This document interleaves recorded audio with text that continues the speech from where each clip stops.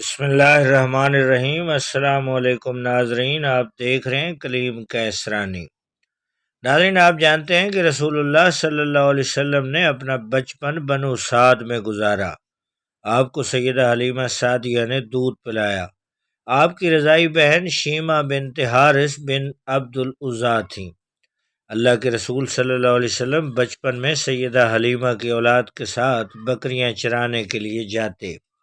آپ صلی اللہ علیہ وسلم کی رضائی بہن شیمہ آپ کو اپنی گود میں اٹھا لیتی، آپ سے پیار کرتی، آپ کو جھولا جھلاتی، آپ کو لوریاں دیتی، سائے میں بٹھاتی اور کہتی، اے ہمارے رب، محمد صلی اللہ علیہ وسلم کو زندگی عطا کر تاکہ میں آپ کو نوجوانی کی حالت میں دیکھوں، پھر میں قوم کے سردار کی حیثیت سے دیکھوں۔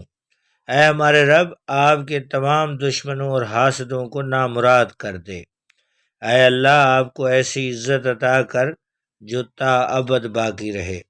سیدہ شیمہ کی یہ لوریاں اور یہ دعائیں قبول ہوئیں۔ اللہ تعالیٰ نے سید الاولین والآخرین رسول اللہ صلی اللہ علیہ وسلم کو کائنات کا امام بنا کر مبعوث کر دیا۔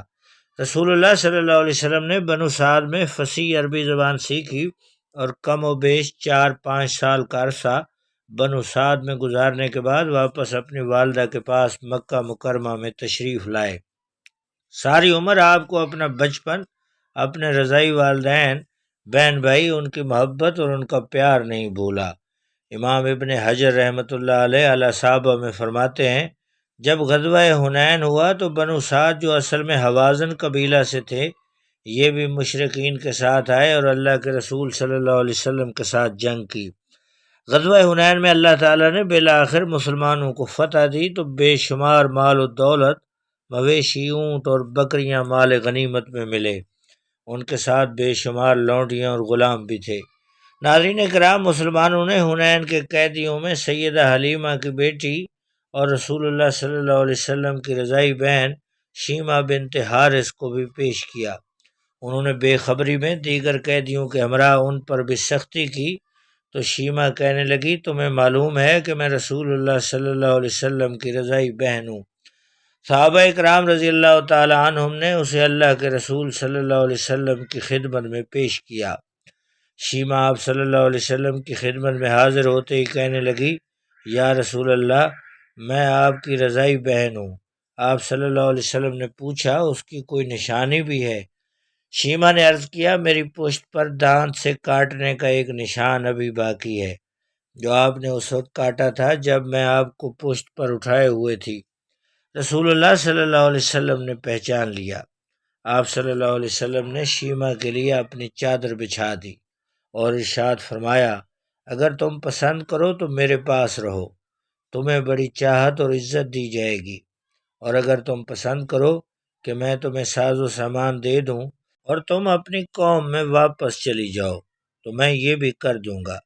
شیمہ کہنے لگی، آپ مجھے کچھ ساز و سامان دے دیجئے اور مجھے اپنی قوم میں واپس بھیج دیجئے۔ چنانچہ آپ صلی اللہ علیہ وسلم نے انہیں بہترین ساز و سامان سے نوازا اور واپس بھیج دیا۔ شیمہ اپنے رضائی بھائی کے اعلیٰ اخلاق سے نہایت متاثر ہوئیں اور اسلام قبول کر لیا۔ سیرت ابن ہشام کے مطابق آپ صلی اللہ علیہ وسلم نے انہیں 3 غلام، 1 لونڈی، کچھ اونٹ اور چند بکریاں عنایت فرمائیں۔ سبحان اللہ۔ ناظرین، آپ نے دیکھا کہ اللہ کے رسول صلی اللہ علیہ وسلم نے اپنی رضائی بہن کی کس طرح تکریم فرمائی، اور ہمیں بھی یہ درس دیا کہ اپنے بہنوں کے ساتھ کس طرح سلوک کیا جائے۔ ناظرین، یہ تھی آج کی اسلامی ویڈیو۔ اس قسم کے اسلامی ایمان افروز واقعات کے لیے آپ سے ایک ہی گزارش ہے کہ جو لوگ ابھی تک ہمارے اس چینل پر نئے ہیں اور انہوں نے سبسکرائب نہیں کیا، ہمارے چینل کو سبسکرائب کیجئے، بیل آئیکن کو پریس کیجئے تاکہ آپ تک ہماری تمام ویڈیوز بر وقت پہنچتی رہے۔ بہت شکریہ۔ اللہ حافظ۔